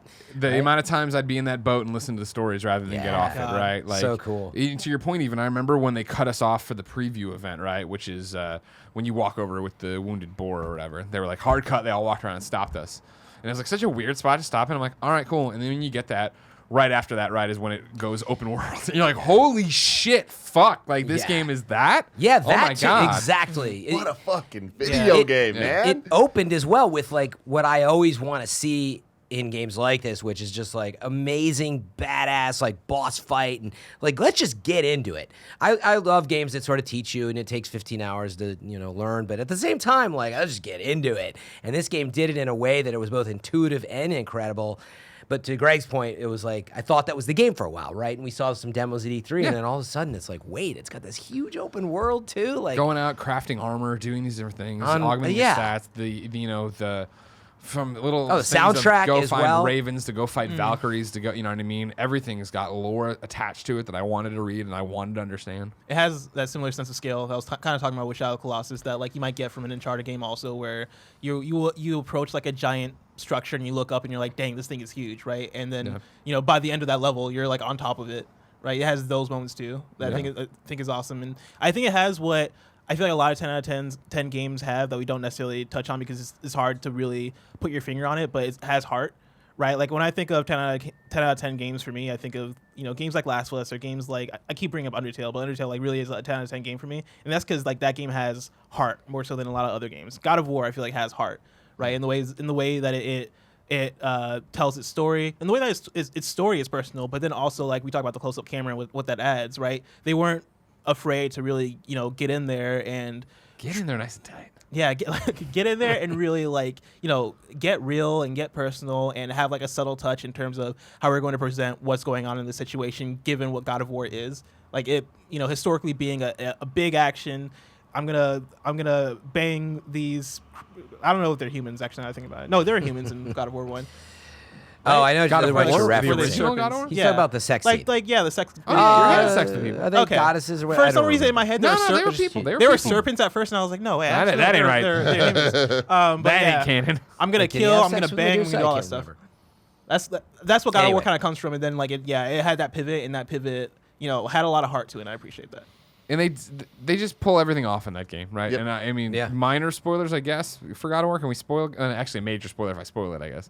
Yeah, don't Don't spoil it. The spoilers 10 out of 10. Like the moment where he's like, I know of such a thing, and he goes off. Like I remember being so outrageously hyped for that moment, and I did not like God of War or Kratos leading into this game. That's it. They did What an they achievement. did such a storytelling job that I was like, I am so in with him being a father, and so in on his journey with Atreus that like this thing I know is about to be fucking insane. Insane. Bless. Metal Gear Solid 3 and 5. Those 3 are both. and 5. Yeah, those are both 10 out of 10s for me. What's your argument for 5 being a 10 out of 10, even though the story is what it is? Because it's an achievement in gameplay. Like, and for me, I don't think like I think that comes into like the perfection conversation of like, does a game need to be perfect to be a 10 out of 10? Is there such thing as a perfect game? I don't think there's such thing as a perfect game. And so I feel like all elements of a game don't have to be magnificent in order to achieve a 10 out of 10, as long as like it's doing something or it's doing a certain amount of things in a way that is exceptional, right? And I think the gameplay of Metal Gear Solid 5 is exceptional, right? It's the best stealth game I've ever played. Like I can easily say that. The systems, the mechanics they give you, right? Like I'm a big systems person. I love when games are like, okay, yeah, when the weather is rainy, that means that you have to approach a situation like this, right? When there's a dust storm, that means you have to approach a situation like this, right? And we talked about this on our segment on PS Love You, where we were talking about games of the year for different years, right? And I think both of ours for 2015, spoilers for PS Love You, was Metal Gear Solid 5, right? And like I mentioned, like, oh yeah, if you keep headshotting dudes, right, they'll start wearing helmets later on in missions, right? The game kind of sees what you're doing, and then it counters what you're doing later on, and it reacts to you because it's trying to encourage you to get out of your comfort zone, because they have so many systems available for you that you don't have to keep doing the same thing over and over again. Like the game really wants you to think and really wants you to execute and really wants you to play along in this world and really get a feel for what's going on. And I think the ways in which it does that is better than like 99% of games that have tried doing that. Now that I played Legend of Zelda Breath of the Wild, which does a similar thing in terms of physics and how to approach situations and give you options to do things. I think both those games kind of do them pretty equally well.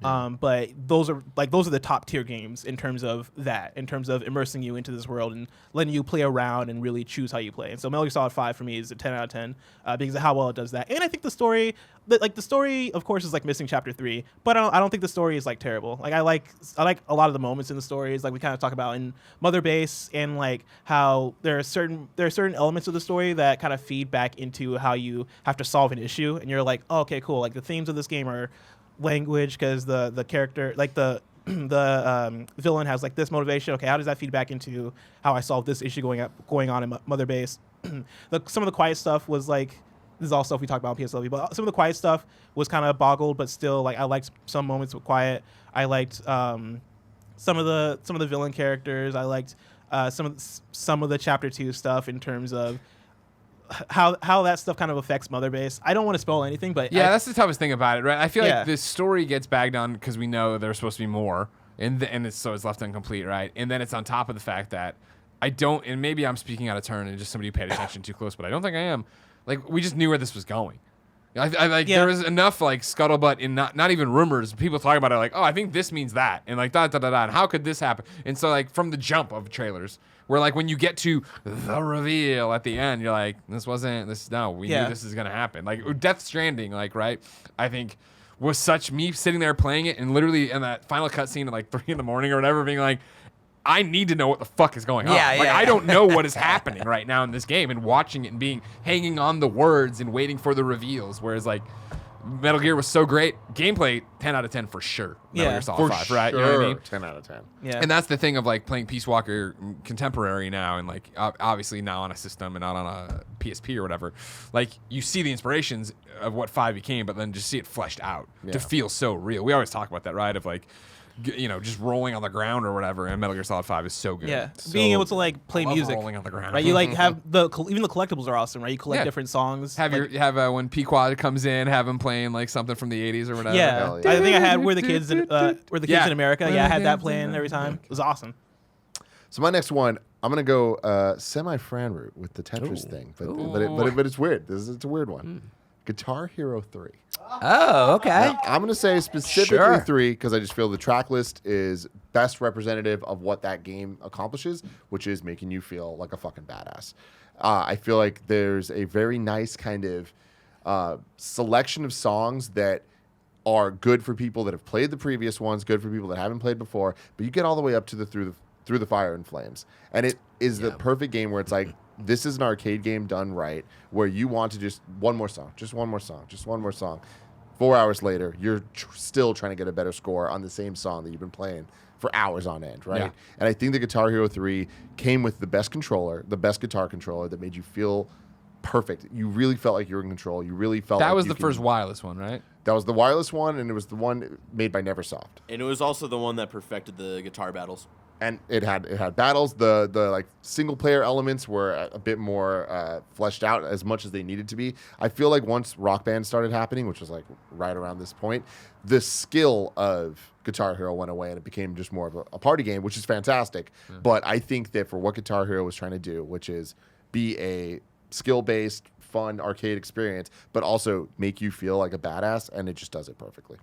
Yeah, this is the one I never That's a cool pick, put a lot of time into, because to your point, I remember this was the wireless guitar and we liked it so much more than the Rock Band guitar that we all bought Rock Band and this and just used this guitar on Rock Band. Yeah. Because this guitar was made after the learnings of the last couple, where it's like, this is made for people that are going to do Through the Fire and Flames. And if we're going to put songs like that in this game, it needs to be able to hold up. And that's exactly what you hit the nail on the head with, right? Is like, this is the end of them being that arcade, we're going to push you thing. Because like even liking Guitar Hero 2 as much as I did, I was never good enough at Guitar Hero 2. And so when Rock Band dropped, Rock Band was such a party game for all of us at IGN, where it was, we would stop working and just go in the demo room and play for hours. Greg. Yeah. Oh, my next pick? Yeah. What to choose from? I'm gonna put one out there. Yeah. Because and there's a lot. This is we're just gonna say it. WWF No Mercy N64. I want to go Pete. All right. You know what I'm talking about? That is a 10 out of 10 wrestling game. Wrestling games do not get better than that. Can I say? If you want to, I had a dream last night that I was playing a wrestling game. and like I was in the creation suite and whatever, and I was like I was back in the good old days of wrestling Dude. games when they were good. Yeah, right. And that's the I thing miss is those like, days. me too, dude. And you could obviously I think it's similar to what we're talking about with Mario games and everything else. WWF No Mercy is the ultimate because it's the learnings of WrestleMania 2000, WCW versus NWO Yeah. Revenge, WCW before that. Like it is that AKI we're making these on N64 games that continue to up the ante. And the reason it's so great is because it is so simple yet complex. It's what you're talking about of character creations. Once we get out of this, you start moving into, the SmackDown, right? And what that becomes over on PlayStation. And the issue there is as we got more and more simmy with everything, we got more and more photorealistic, it became harder and harder and harder to make characters you believed in, you cared about, like you're making all your friends or whatever, and it's suddenly like, that's not my nose, that's not this thing. The No Mercy stuff, right? Like I remember having such limited options, but they were limited, so when you tweaked them the right way and made it look enough like your friends, people would walk in and be like, oh my God, that's perfect. Yeah. And I'm doing this, very specifically off of when we were backyard wrestling. Yeah. Like making everyone's costumes in it. And even though I had one of the No Mercy carts from the original run that actually ate your save progress and were a huge problem, the unlockables in there, the store, the easy to pick up, difficult to master gameplay of strong grapple, weak grapple, strong strike, things. Flick your stick for your special move, go in and do it. Like it was that thing that anybody, even if you'd never watched wrestling, could pick up and understand. And nowadays, I feel like if Blessing and I sat down to play WWE 2K20, not only would it probably still be broken as fuck, we would sit there and be like, wait, how do you get out of the? What do you do? I don't. God, you know what I mean? Like. It is an abomination and an insult to humanity that they are not making games like this anymore. And not even if it's just the offshoot. Give it to a small team, give them a roster of 12 wrestlers. Watch this sell way better than all the other wrestling games. Yeah, man, I didn't expect you to bring that up, but that was one of my most beloved games of that era, and I used to come home from like school, or actually no, sorry, took breaks during lunch because my high school was right behind my house, and like my friends and I would come back, like make a sandwich while like playing this game, like just to get a few rounds in. But then we were just like drooling over getting a few matches in. But to what you were getting at, what I remember specifically, is it was the first wrestling game that felt real. And it did it through some simplicity, but like just when you threw someone toward the ropes and you had the option to do the next move, and it just all clicked. And no games really did it, if not in 3D environment either, Like there was 2D wrestling games. I mean, that's why why the AKI and N64 wrestling games broke out. Yeah. And it was that thing. It was, perfect storm kind of shit, right? Because it was N64, the party machine, right? Or the fun machine.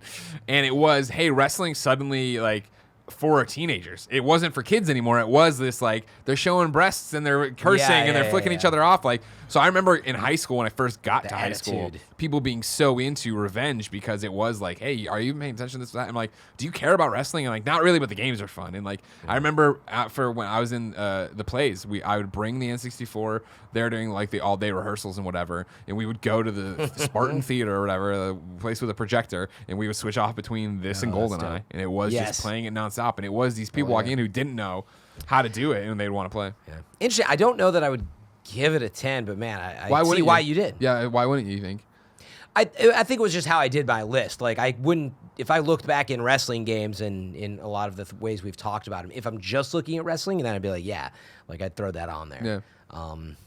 Like I said in the beginning, I can't define. I mean, outside of like I said, the first run of cartridges being defective, like it's just perfect. Like, and it had ladder matches and it had blood and it had this and it had the story and it had creation and it had unlockable outfits and it had all these like crazy ass things. And I remember playing these games, and I will be honest that my memory with WrestleMania 2000 and this run together because we're just on a year schedule, right? So it's like, but I remember like so distinctively playing these things. I wish I had a clock on these things of how much I had played. Yeah. And I distinctly remember this match where I was playing as Triple H against Cactus Jack, and like I pedigreed him through the table, and his head busted open just at the right time, and it was just like, this is so fucking perfect.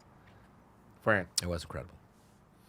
In the interest of time, because there's like a lot of games. I know we still have time, but what I want to do, we'll do this, and then we'll do one more round. Exactly. Okay. And that's what I figured. Like, there's still a lot that I'd throw out there, but I got to get Metroid Prime out there. Like Super Metroid is on my list, of course, and I would want to talk about Super Metroid a lot. The thing I always bring up is similar to how games sort of do these amazing little things sometimes. In Super Metroid, there's that like bird that runs by you, that runs by really fast and jumps up a giant, hole, and you're like, wait, like, oh, I can do that? And you learn how to super jump from like this bird, and you could do it. Anyway, incredible moment. Super Metroid's amazing. But when Metroid Prime hit, there was so much skepticism and all the above, but man, just what an amazing, stellar experience. I feel like back then it was the moment that we had with God of War almost, where it was like, absolutely, holy cow, it runs at 60 frames.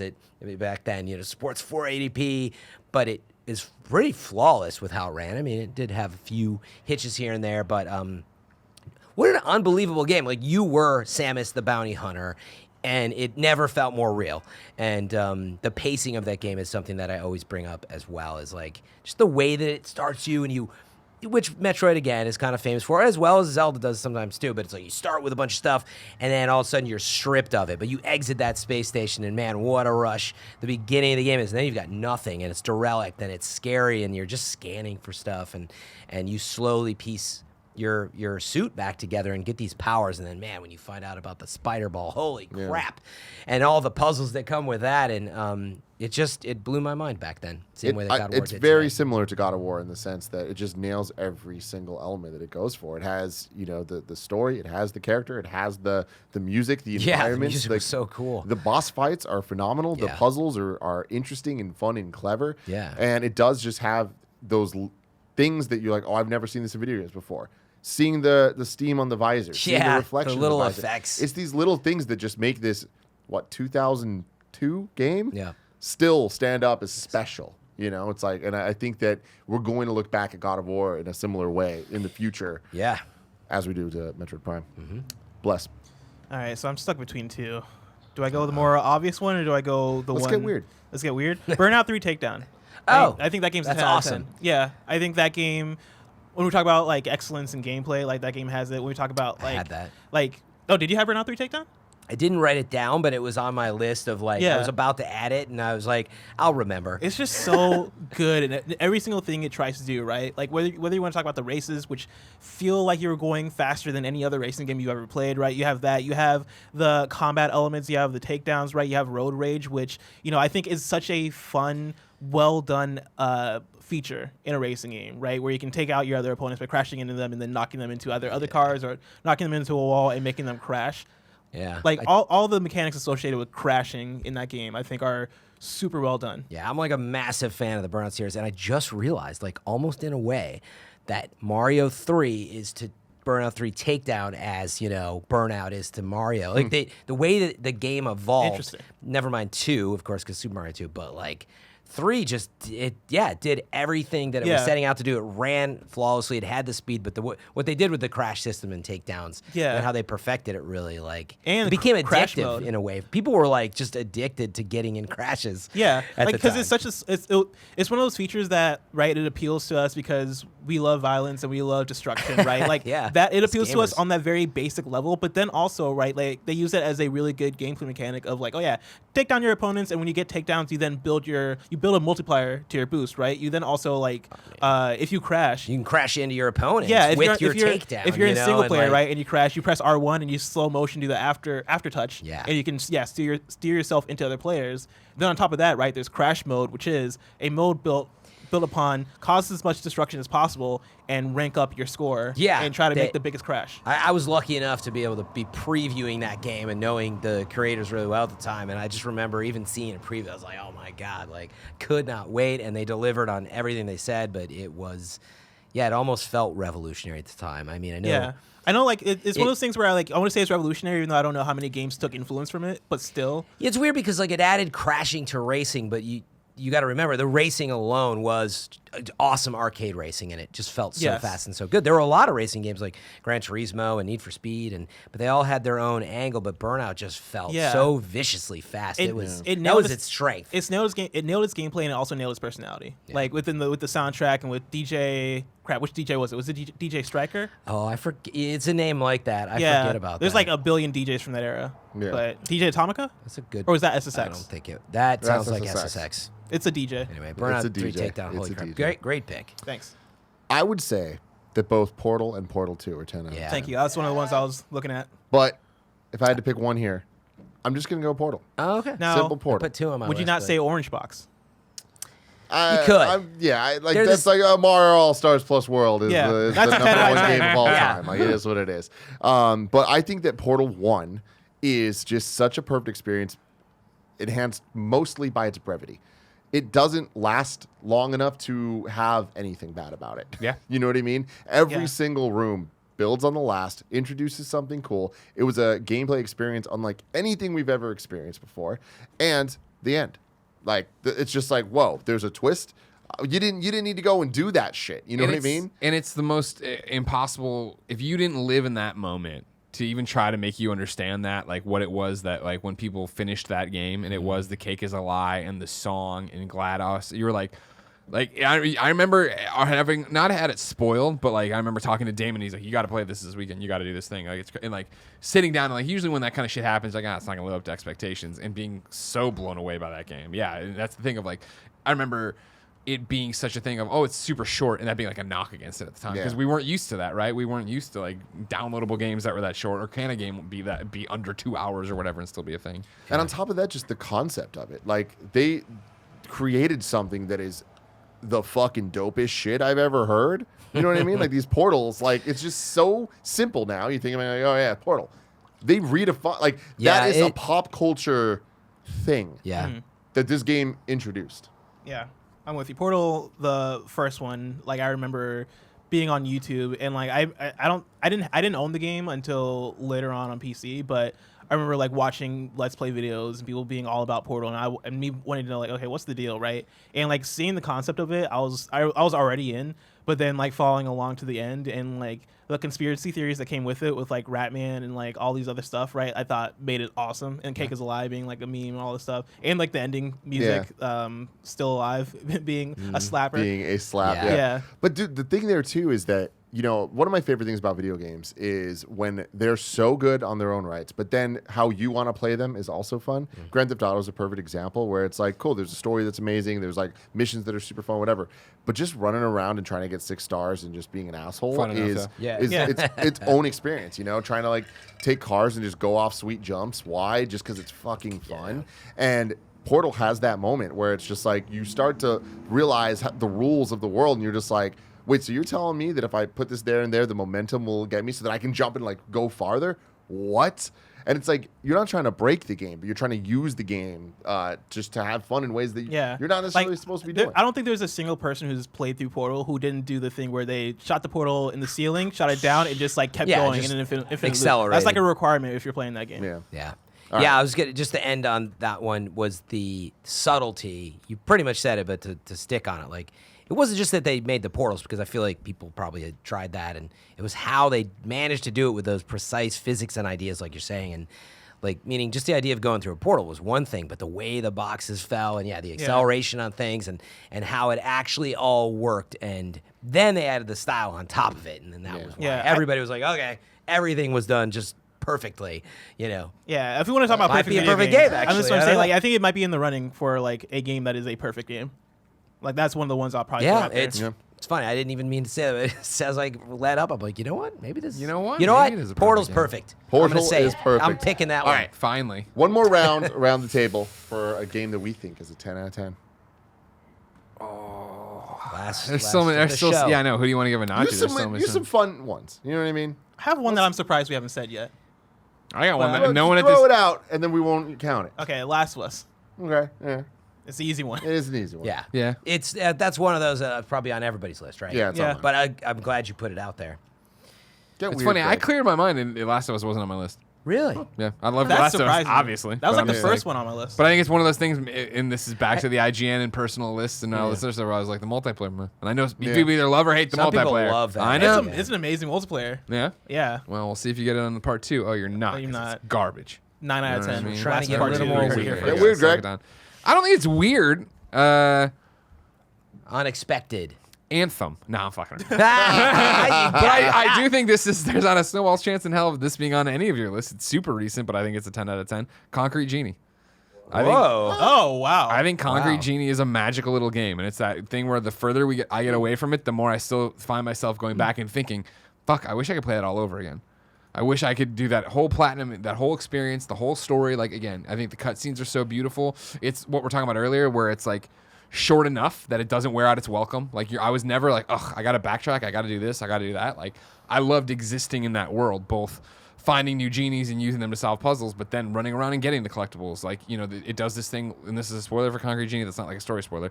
You know, you play that game for hours and then eventually unlock your paint skates. So you're skating around on paint. And so all of a sudden, traversal is faster and different. And if they just put in a free mode to go paint skate, I'm sure so many people would go do it, just run around. The VR mode they put in for it is also super relaxing and super chill. That's the thing. The game overall is just like a I call it a meditative experience, right? When I reviewed it, like, it is peaceful to play that game, and there's challenges and there's, you know, puzzles to figure out, and there were definitely times of me like, fuck, how do I know what it wants me to do? Why can I not do that? Why can I not make my genie do what I want it to do? But inevitably, I found it on my own, and it what never got me so frustrated that I was like, fuck this game or anything. Like, it's a beautiful, heartwarming game. Also, that was very unexpected. That's what I did. I don't know. This is totally out of the blue, but I don't know if it would have made anybody else's list. Is StarCraft. Ooh. That just like was one of those games. You know, maybe it was at the time of my PC gaming love. You know, in the late '90s. But holy cow, StarCraft just coming out, being the RTS with the style, with the everything, and really, you know, you look back in Blizzard's history, and certainly World of Warcraft like became just monstrous, and I think a lot of what defined them. But man, StarCraft at that moment, and even looking back, like, just I feel like, yeah, like if we didn't have StarCraft then, like would we be where we're at with things like Dota and League of Legends today? And you know, so StarCraft for sure. Anybody else StarCraft fans? I'm not feeling any vibe on that one. I get it, but Yeah, I would like, never argue. I know yeah, it's yeah, Impact, yeah. but it was never my game. I will also throw out there in a shameful admission, it was I hate cheating, by the way. Oh, he cheated. So Battle.net was a thing, and that was another incredible part, right? Being able to log online, you know, with your plugged-in telephone and being able to face players all over the world. Yeah. Getting on a Battle.net. So people were, like, cheating because I was getting crushed all of a sudden. I was like, they, like, have clairvoyance. Like, how do people know where I'm at? And going on the, you know, bulletin boards and in chat rooms finding out, like, oh, there's, like, this file hack thing that people are using. And I was so frustrated staying up, you know, at 2 a.m. doing stuff that I was like, screw it. You could remove the fog and see where people were at. And, you know, of course, some they eventually patched out. But I was like, I want to play this game, but I have to use it. So anyway, the only game that I've ever done something with. I look back and wish I hadn't participated in that problem, you know. But it was super broken. bless. I'm going to say the names of 2 games. I'm going to have you guys choose which one I talk about. Okay. Because these games are opposites. Nier Automata or NBA Street Volume 2. NBA Street Volume 2. That game, it's similar to Burnout 3 for me, where it's like, it's just the perfect, like the gameplay loop of that game is just perfect, right? Like the conceit of it is ridiculous, but it works so well. Of like, yeah, we're gonna make a game where you're playing NBA, right, with NBA players, right, 3v3 street basketball. But then when you do tricks, that fills up a meter for you to get your game breaker and then execute, and then you get plus points or minus points based on which game breakers you execute and how you execute them. It's so good. It's such a perfect gameplay loop. But then also like the attitude, vibe, and style of that game. What's his name? Another DJ. I'll look it up. And he's an actual real one too. He's like part of Rocksteady crew. Flex. Cucumber Slice. DJ Cucumber Slice. Bobito Garcia. Yes. Yep. I don't know how I retained that information. From downtown. Yeah. It's the J.U. Ice. That game has so much good attitude and so much positive attitude, and and that motherfucking soundtrack. Oh, the soundtrack is 6 so good. songs to rule them all. Dude. They will never get old. They reminisce over you, baby. Dude, when that instrumental kicks in, right at the very beginning, it's like dun, dun, dun, dun, dun, dun, dun, dun. Like as soon as you hear that, you're like, oh, it's time. I'm about to dunk on some fools. Right? It's such a good soundtrack for even how little songs are on there, because it feels like you're hearing the same song. I literally think there's 6 songs. Yeah, but they're all jams. Incredible, man. The other thing there is, I do feel like earlier I was talking about Guitar Hero 3 being the one. I feel like NBA Street Volume 2 is so much better than 1. And so much better than 3. Yeah. You know, it's like it had it all. It had it all. Yeah. It did everything it needed to do. The Street series across NBA, FIFA, and NFL, mainly NBA and NFL, because I didn't love the FIFA Street games, even though I know a lot of people out there do love them.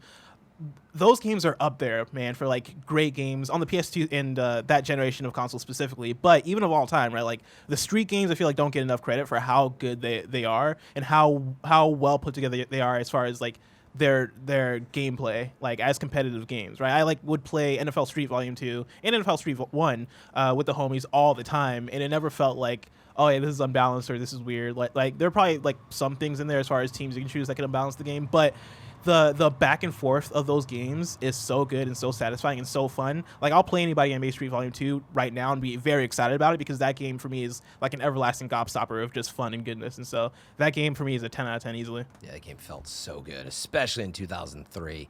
Yeah. It didn't even make sense. It looked so good. It animated so well. Yeah, just everything about it was out the just wazoo. fantastic. Yeah. Where did it go? Yeah, for real. They tried. EA big. They made home court and it just Same as SSX, Where is I EA, think. where is Home EA Court Sports took big? all of the freaking EA fun out of it, Sports. man. It did. EA Sports Remember Big that? needs to come back. I So think I think that's like a saving grace. Yeah. I think if they want goodwill, they bring back EA Sports Big. Yes, I just want to see the Next opening E3. animation. Big and Skate 4. We heard you. Listen, stop voting us the worst company ever. Yeah. The last one I'm going to add is an easy one. Street Fighter 2. Yes. Oh, yeah, that's a good one. Fighting. Just straight up, too. It's- I had Turbo on my It's like list, the but chess of video games. Yeah. You know what I mean? I just feel like it is infinitely playable. The cast of characters is fantastic. The identity that this game has. Like, that's the thing is, like, we talk about games being, innovative and, like, revolutionary or whatever. It's like just the simple idea of what is a fighting game? You think of Street Fighter 2. You know? The health bars, just the way it's presented, the simplicity of the characters, but the depth of having to master all of them. And also just how unique each one of them is, even though there really is only like 3 or 4 classes of characters that once you understand the motions of the quarter circle punch or whatever, you can kind of play as a majority of the cast this way or that. They feel different. Like It's like Ken and Ryu feel different, even though they are so similar. And you can appreciate that on the most shallow level or the deepest level possible. And on top of that, there's the backgrounds of the levels. There's the music to each character. There's the God, bosses. so iconic. Yeah, it's iconic and it stands the test of time. Yeah. Ladies and gentlemen, that has been some of our 10 out of 10 games. This was a fun one. We still got a post show to talk about. do Are we have a talking post more show. of Wanna our see things? this. We're gonna see what the kids said. We'll hang out with Wanna the see the kids. comments we'll talk on to some YouTube. What are people. theirs, right? Oh yeah, there's gonna be a lot of good ones. I want some spicy takes. Leave them in the comments. I want to know what are the crazy games you think are 10 out of 10. Tiger For sure. Woods PGA Tour 2004. Honestly, there was I don't a know. Madden game. There was. I know. There was other 04, stuff that we Madden didn't get 04. to bring it was up. but 04. I That's was- what I was thinking. It's Dude, I was Madden a Tiger 04 Woods and nut. Madden 10 that are the best ones. I would say PGA Tour It's like 2003 or 4, somewhere in there. That sounds I about played right. the shit out of Madden 4. 04. Such a good. Is that the golf one with game. the? Actually, in the show, we'll talk about the post show. We're going to the post show, baby. Until next time, love you guys.